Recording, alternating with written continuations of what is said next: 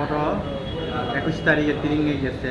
আমি তো বাইরে আসছিল না আমি, তবু সকালে আমার কাছে ফোন আসছে, যারা তুলে দিছে রুগীরে, যে রুগীরে তারা ফোন করছে আমারে, মানে তোমার ভাই এমন এমন হয়ে গেছে, আমরা তুইলা লেফুঙ্গা হসপিটাল পাঠিয়ে দিছে। পরে তার যে তার লগে তার মায়াও, মানে তার গার্লফ্রেন্ড আছে, গার্লফ্রেন্ড কিছু ফোন করছে না আমরা।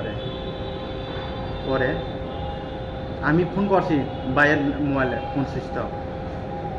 এরপরে আমি কালে করছি নাম্বারটা কালেক্ট করে, এরপর আমি যাচাই করছি কই আছে, লেফুঙ্গা হসপিটাল কইছে এখন ঠিক আছে, প্রথমে ঠিক আছে, তারা সিটি স্ক্যান করার লাগিয়া জীবিতে পাঠাইব, অ্যাক্সিডেন্ট কেস তো এই লেগে মাথা ব্যথা পাইছে।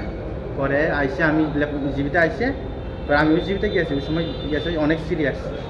পরে সিটি স্ক্যান করাইছে, এরপরে ডক্টর কয়ে দিচ্ছে ব্রেন ডেড হয়ে গেছে, ব্রেন কাজ করতেছে না, এখন আমরা কিছু করতে পারতাম না।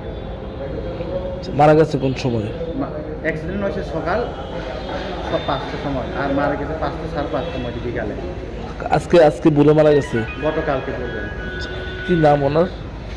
সুরজিৎ দেববর্মা। বয়স কত? 25। কি করতো? কোম্পানি কাজ করে। বাড়ি কোনখানে? বাড়ি উড়ে সেনাপতি পাড়া, সিদাইমন। অ্যাক্সিডেন্ট হয়েছে কোনখানে? মকাম নন্দরাম চৌধুরী পাড়া, এই লেফুঙ্গা আন্ডারে। লেফুঙ্গা। তো যে সঙ্গে আসলো উনি কিরকম আছে? উনি সুস্থ আছে, কিছু আসে না। দুজনই আসলো বাইকে? এটা তো আমি তো বেশি কিছু করতে পারি না, আমি যেটা শুনছি এটা আমি